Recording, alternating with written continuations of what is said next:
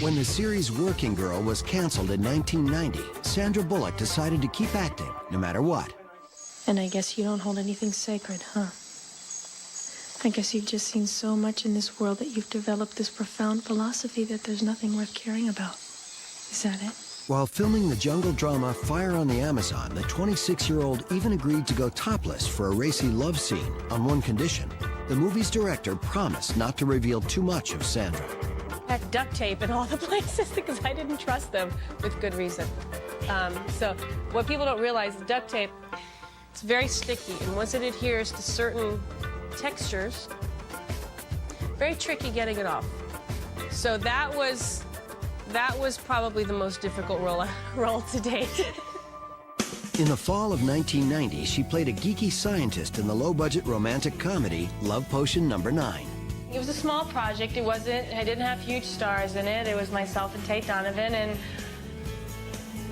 that was it. The movie barely made a blip at the box office, but it paid off in other ways for Sandra and her co-star Tate Donovan.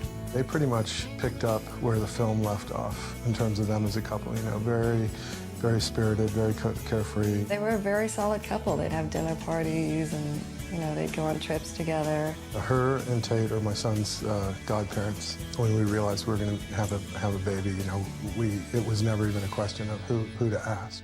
Meanwhile, Bullock was getting noticed in a string of impressive supporting roles. In The Vanishing, she played the missing girlfriend of Kiefer Sutherland. I remember one day we were shooting a scene in a gas station where she disappears. And I remember she did, in fact, disappear. She was off in the back of the gas station on this lawn, and she was playing games with all these kids because they were getting so bored, and she wanted them to have a really nice time making a movie.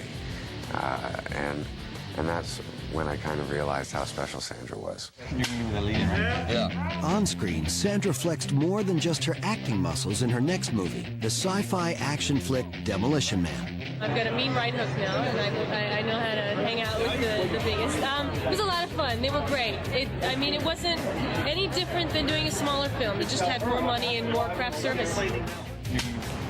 Okay, I'm with you. Let's go blow this guy. Away. Let's blow this guy away. Whatever. Bullock enjoyed going head-to-head with the Italian stallion. He said I'm like one of the guys, and that was okay at the beginning.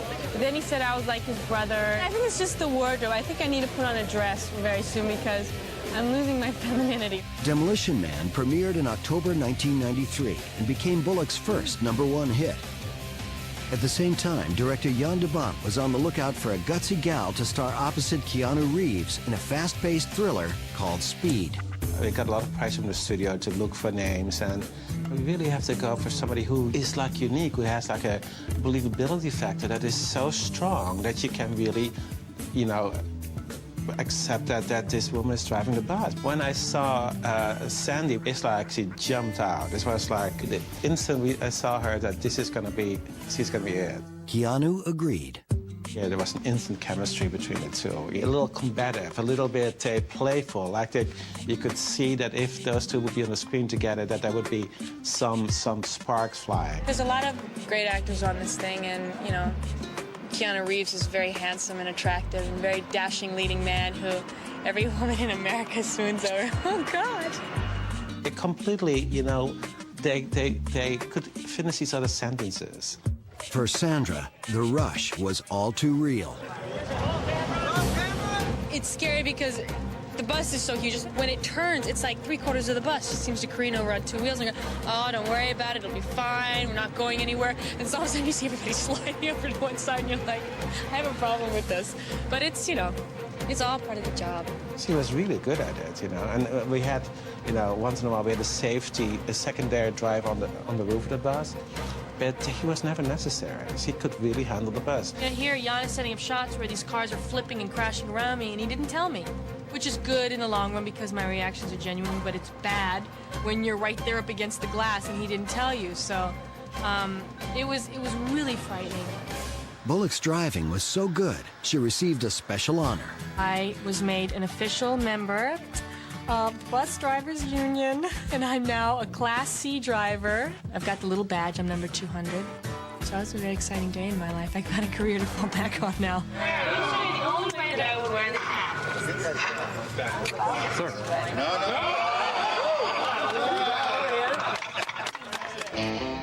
Speed hit theaters on June 10th, 1994, and went on to gross nearly $350 million worldwide. It was a huge thing for Sandra because to give an actress such a big part in an action movie, and it made her, you know, she was as much a hero as Keanu was. As Sandra's career picked up momentum, her relationship with Tate Donovan took a back seat. By the fall of 1994, their 4-year romance was officially over. Bullock threw herself into her next project, an offbeat romantic comedy called While You Were Sleeping. The role of a solitary ticket clerk resonated with Sandra. Everybody can identify with being lonely a little bit, I think. You know, just different levels of it. You go home Saturday night, you watch Baywatch, you eat out of a cereal box, things like that. The big loser syndrome.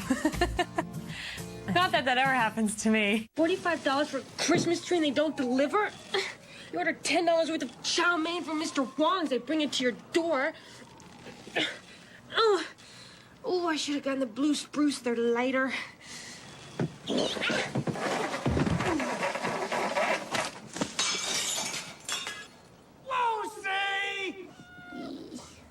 Shooting in Chicago during the winter of 1994, Bullock impressed her colleagues.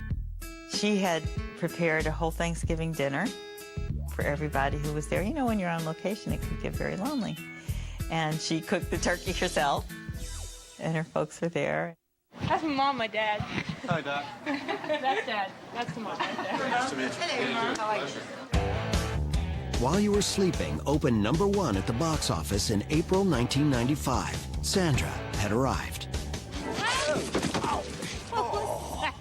I've just been lucky, you know. I had a couple people fight for me at the beginning where studios said, we don't want her, we don't like her, we don't understand her. And they said, well, I do, and I would like to use her. And those people know who they are, and gave me a great, great opportunity. Next, Bullock went for a change of pace in the cyber drama The Net. Then she starred in the John Grisham suspense film A Time to Kill. Sandra became fast friends with newcomer Matthew McConaughey. We had a lot of fun. It was very easy to get over the intimidation of working with somebody like her. At 31, Sandra Bullock was living her Hollywood dream. But reality was never far behind. Sandra was dealt a blow when she learned that her mother, Helga, was diagnosed with cancer. She was caught up in the middle of this film. She couldn't call in sick, you know, and take a couple days off work. She had to continue to work and rise to the occasion, you know. She's really strong like that, though. We didn't tell many people. We kept it really, really close to the cuff. So, I mean, and I was always worried about in hospitals if there were, you know, crazy people who'd want to get a picture. But, you know, they were really, really good. And if they knew and they didn't say anything, I so appreciate it. And maybe they just didn't know. I think because we weren't allowed to talk. We just didn't talk about it. Coming up, Sandy gets soaked. It's the worst piece of crap ever made.